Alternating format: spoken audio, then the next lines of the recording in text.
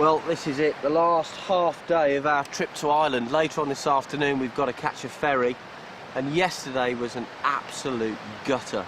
Remember that we've got to catch over 30 species of fish in this challenge, and that the salmon was always going to be one of the most difficult species. And then to eventually hook one after such difficult fishing conditions, facing wind, difficult back cast, wading up to your chest in water, it was a really difficult day. And then eventually a miracle took place and a salmon grabbed my fly. To play it for 5 minutes as I did and then lose it, we were just absolutely mortified. But this morning, well, it's another day, and at least the weather's more pleasant to be out in, the sun's shining. That's not necessarily, by the way, a good thing, because the salmon actually don't like to take in this bright sunlight. We're probably going to have to wait until the sun goes in behind a cloud before we cast our fly. But we're back here now with Colin. We've come back to the Derry butts, and we're going to try for a salmon again. And I just hope to God that we can catch one, because believe me, we are falling behind already in this species hunt, and the pressure is on.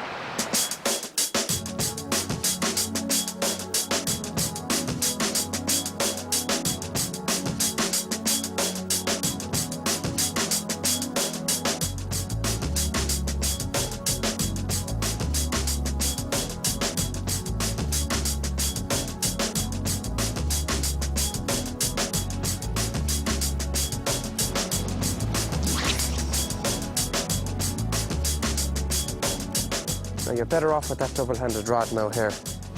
You can cover that water you didn't cover yesterday. To be honest, Colin, it's actually ideal, really. They're actually easier than a single-handed rod. Well, yesterday the problem was the back cast. Oh! Smash! Ah! Don't feed him any line out now. Don't give him any slack line whatsoever. OK, here we go again. Small grills. Well, I'm really not used to these double-handed salmon rods, but yeah, the move has paid off, and there's a real sense of déjà vu about this now. All right. Well, you got to cover water there now you didn't get to cover yesterday. It's very difficult using this rod. I've never used one before, but okay. I'll give you a due, Colin. It's worked. Okay. Whoa, you boy. Yeah. Nice fish.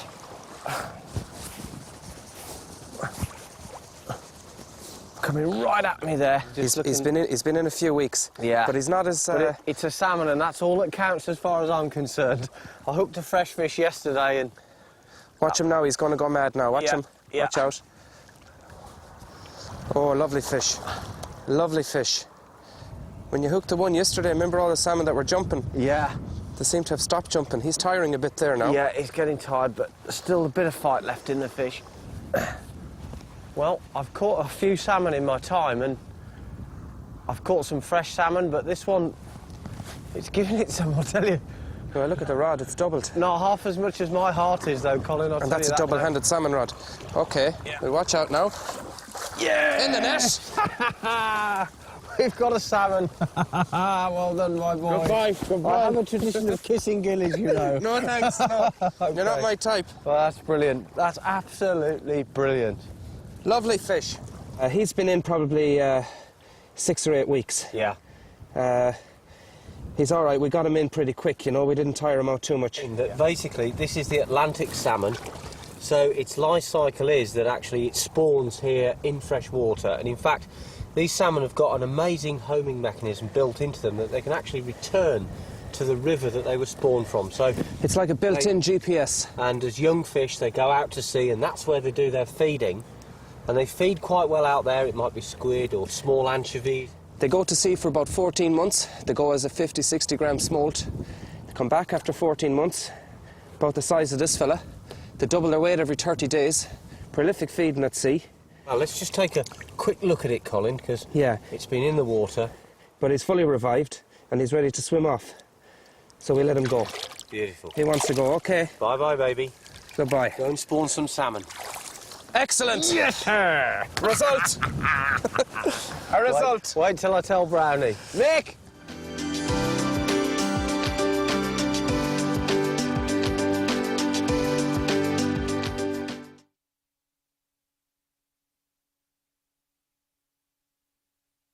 Well, now the race is well and truly on. We've really caught back up. We came here to Ireland, we've caught our brown trout, and then we started to struggle.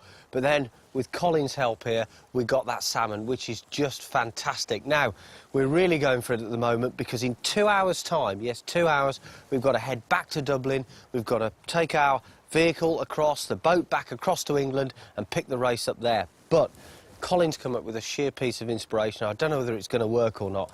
Right here at the Loch Inagh, the Loch Inagh Hotel, in the loch itself, you'll find a species of fish called an Arctic char. It's a very rare species of fish. It's going to be very difficult to catch, and if we've got a chance to go for it, well, what the hell. We're going to troll with these high D fly lines. We're going to use a team of 3 flies, a really unorthodox technique, but, well, while your luck's going, you might as well ride it. Righto, boys. Clock's ticking.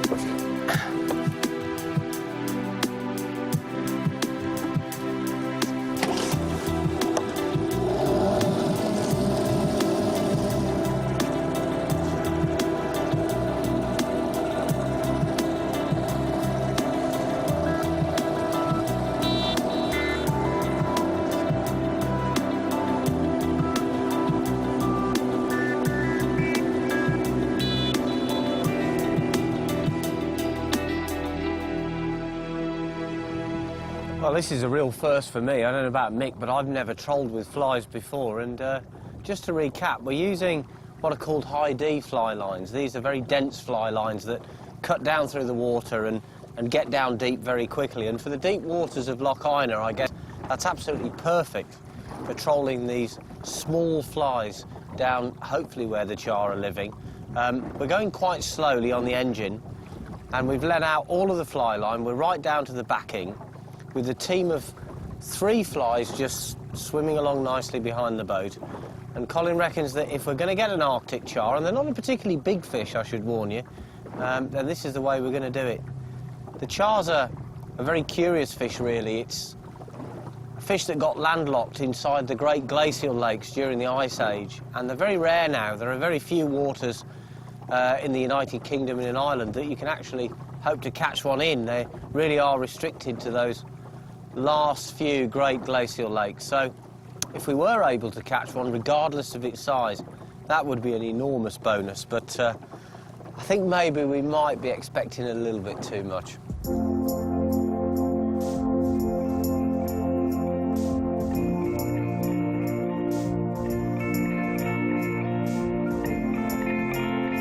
So this huge lake, Colin, would have been scoured out by the glacier, I suppose? Yeah. Amazing, beautiful scenery. I just had a bite just as the boat changed direction and sort of came round on an arc. I had a little tug. Well, we've got about an hour left now. All we've had is a couple of little touches, but you never know. Okay, I'm nearly in. Yeah, he's on, Mick. He's on. Yeah. You got him? Yeah, I got him. Yeah, that's a real thing. Fish Oh, on. look, he has one as well. Double hookup. Are you on as well? Yeah.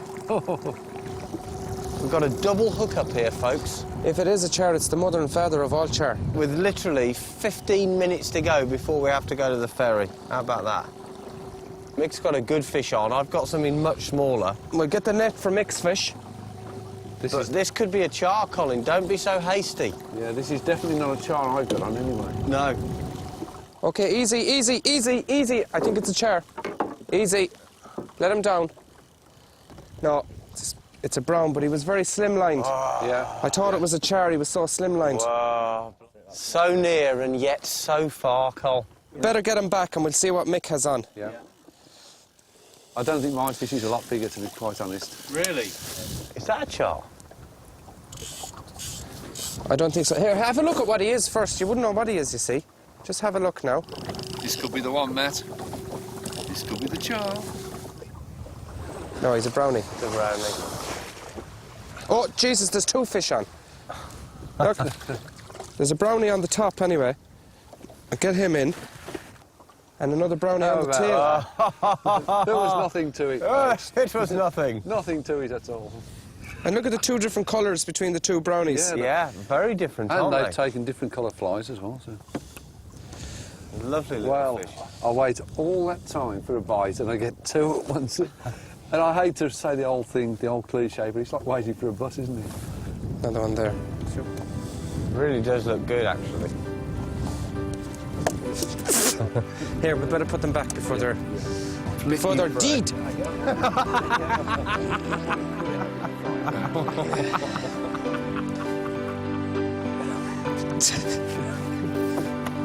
that one's definitely going in the frying pan. It's swum off. It's going to go. It will go. Yeah, he's gone. He's gone. He's all right.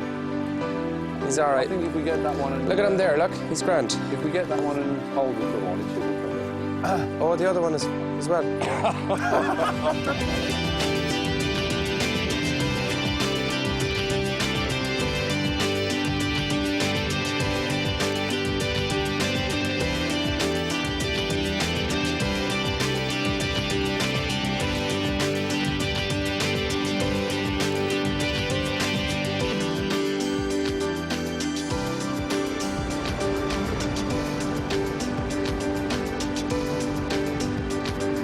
Well, just look at this. Glorious weather, best weather of the trip, and believe it or not, this is the first day of autumn. That's Dublin, just slipping away in the background behind us there. And just to recap on my island, Mick, really, what do you think?